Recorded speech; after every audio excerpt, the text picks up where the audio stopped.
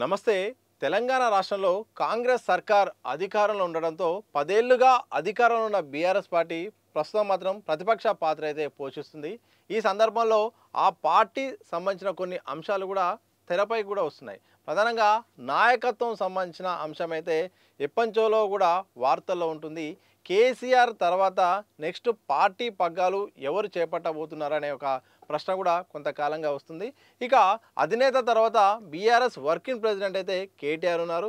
కేసీఆర్ లేని పక్షంలో అందుబాటులో లేని సమయంలో కూడా అన్నీ తానే కేటీఆర్ నడిపిస్తున్నారు. ఓ రకంగా కేటీఆరే నెక్స్ట్ అధ్యక్షుడు అన్నట్టు కూడా పరిస్థితులు అన్నీ చూస్తే అర్థమయ్యేలా కూడా కనిపిస్తుంది. కొన్ని సంవత్సరాలుగా ఇదే ఒక తతంగం కూడా నడుస్తుంది.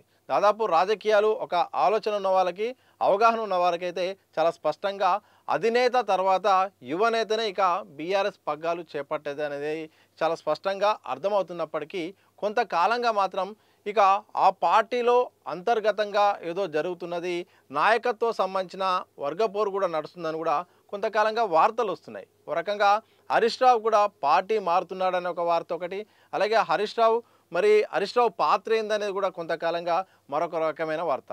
ఇదే సందర్భంలో ఎమ్మెల్సీ కవిత కూడా రాజకీయాల్లో యాక్టివ్ కావడం, ఇక ఆమె ఇటు సభలు సమావేశాలు నిర్వహించడం, ఇటు పార్టీ కార్యక్రమాలు, అలాగే ఆమె జాగృతి ఆధ్వర్యంలో కూడా కొన్ని సమావేశాలు నిర్వహిస్తుంది. వరుసగా హాట్ కామెంట్స్ చేసి కూడా వార్తల్లో నిలుస్తుంది. ఇలాంటి సందర్భంలో వరంగల్ సభ ఏదైతే ఉందో ఆ సభ నేపథ్యంలో పూర్తి స్థాయిలో కేటీఆరే తన భుజంపై వేసుకొని విజయవంతంగా ఆ సభను నిర్వహించారు. దాంతో ఇక అంతకుముందే ఆ సభ సంబంధించిన ఏర్పాట్లను హరీష్ రావుకి ఒక చివరి నిమిషంలో కేటీఆర్కి ఇచ్చారు. ఇక ఆ సభ అయిపోయింది. అక్కడి నుండి కూడా పార్టీలో బయట కూడా కేటీఆర్ సంబంధించిన అంశం అయితేంది, అలాగే హరీష్ రావు సంబంధించిన అంశం అయితేంది ప్రధానంగా చర్చకు వస్తుంది. ఎవరు నెక్స్ట్ అధినేత తర్వాత ఎవరు పార్టీని లీడ్ చేసేది, ఎవరి పొజిషన్ ఎలా ఉండబోతుంది, దీనిపైన మాత్రం కొంతకాలంగా ఇటు పార్టీ కేడర్లోనూ, లీడర్లోనూ, రాజకీయ విశ్లేషకుల్లోనూ విస్తృతమైన చర్చ నడుస్తుంది. ఇక హరీష్ రావు సంబంధించిన అంశాలు బాగా పూర్తి స్థాయిలో తెరపైకి రావడం, మరోవైపు కేటీఆర్కు హరీష్ రావుకు ఇద్దరి మధ్య అంతర్గత పోరు ఉన్నది, విభేదాలు ఉన్నాయనే దానిపైన కూడా చాలా వార్తలు కూడా వచ్చినాయి. వీటికి సంబంధించిన అంశాలపైన కూడా ఇటు హరీష్ రావు అయితే కేటీఆర్ కూడా అవును కొన్ని మా మధ్య మనస్పర్ధలు ఉన్నది వాస్తవమే, కానీ పార్టీ పరంగా ఇద్దరం కూడా దూకుడుగా కలిసి వెళ్తున్నాము, అధినేత ప్రకారం వెళ్తున్నామని కూడా చాలా సందర్భాల్లో చెప్పుకున్నారు. ఇక తాజాగా హరీష్ రావు సంబంధించిన విషయం పైన చాలా సందర్భాల్లో వార్తలు వస్తున్నాయి. ఆయన పార్టీ మారిపోతున్నాడు, ఆయన అసంతృప్తిగా ఉన్నాడు, ఆయన పాత్రను తగ్గించే ప్రయత్నం చేస్తున్నారు, ఆయనను దూరం పెడుతున్నారంటూ ఇటు సోషల్ మీడియాలో వీడియోలు అలాగే వార్తలు వైరల్గా మారుతున్నాయి. ఈ సందర్భంలో తాజాగా తెలంగాణ భవన్లో ప్రెస్ మీట్లో భాగంగా మాజీ మంత్రి ప్రస్తుతం సిద్దిపేట ఎమ్మెల్యే హరీష్ రావు గారు అయితే ఈ అంశంపై మాత్రం ఒక క్లారిటీ ఇచ్చే ప్రయత్నం అయితే చేశారు.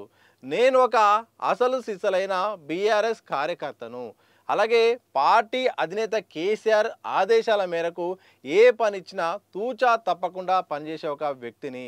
ఈ సందర్భంలో పార్టీకి ఒకవేళ వచ్చే పార్టీ అధినేత ఆదేశాల మేరకు తదుపరి అధినేత కేటీఆర్ను నియమించిన నేను సహకరిస్తాను, పూర్తి స్థాయిలో నా యొక్క వెల్కమ్ ఉంటుంది, అలాగే నా సహకారం ఉంటుందని కూడా ఆయన కుండ బద్దలు కొట్టినట్టు కూడా ఈ అంశాన్ని అయితే తెరపైకి తీసుకొచ్చారు.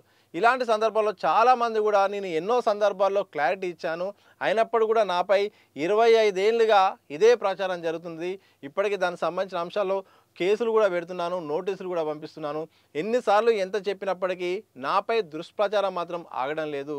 నేను ఒకే పార్టీలో ఉన్నాను, ఒకే పార్టీలో ఉంటాను, కేసీఆర్ ఆదేశాల మేరకు ఒక కార్యకర్తలాగా పనిచేస్తాను, కేసీఆర్ ఏ అంశం ఇచ్చినా ఏ పని ఇచ్చినా ఆయన ఏ నిర్ణయం తీసుకున్నా కట్టుబడి ఉంటాను, ఒకవేళ వర్కింగ్ ప్రెసిడెంట్గా ఉన్న కేటీఆర్కు పార్టీ అధ్యక్ష పదవి ఇస్తే పూర్తి స్థాయిలో సహకరిస్తానని చెప్పడంతో ఒకసారిగా ఈ అంశం అయితే తెరపైకి వచ్చింది.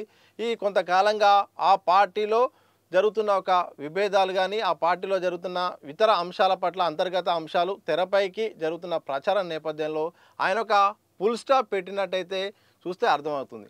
సరే, హరీష్ రావు పాత్రను ఎక్కడ కూడా తక్కువ చేసే పరిస్థితి లేదు.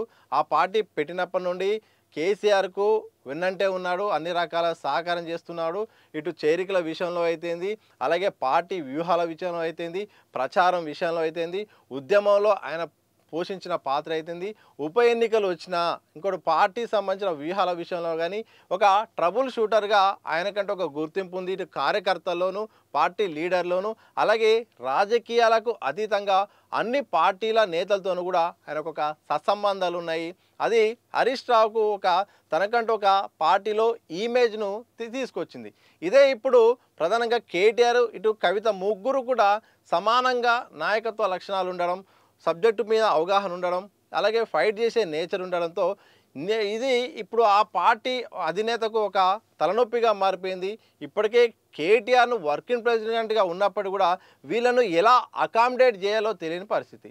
ఒకవైపు ఇటు కార్యకర్తల్లోనూ బయట విశ్లేషకుల్లోనూ ఇటు రాజకీయాల్లోనూ చర్చ జరుగుతున్న నేపథ్యంలో ఇప్పుడున్న పరిస్థితుల్లో ఇక హరీష్ రావు మాత్రం చాలా స్పష్టంగా చెప్పడంతో ఓ రకంగా ఈ యొక్క అంశానికి ఆయన ఒక ఫుల్ స్టాప్ పెట్టినట్టు అయిపోయింది. మరోవైపు కేటీఆర్కు లైన్ క్లియర్ అయినట్టు అర్థమైంది. కేటీఆర్కి ఇక రెడ్ కార్పెట్ వేసి ఒక మీ ఇక నెక్స్ట్ ఆయన ఇక నా గురించి చర్చ ఆపండి అనే ఒక విషయాన్ని అయితే ఆయన చాలా స్పష్టంగా మీడియా సమావేశం ద్వారా అయితే ఆయన చెప్పే ప్రయత్నం అయితే చేశారు. అంటే మొత్తానికి నిప్పులేందే పొగరాదంటారు వాస్తవంగా.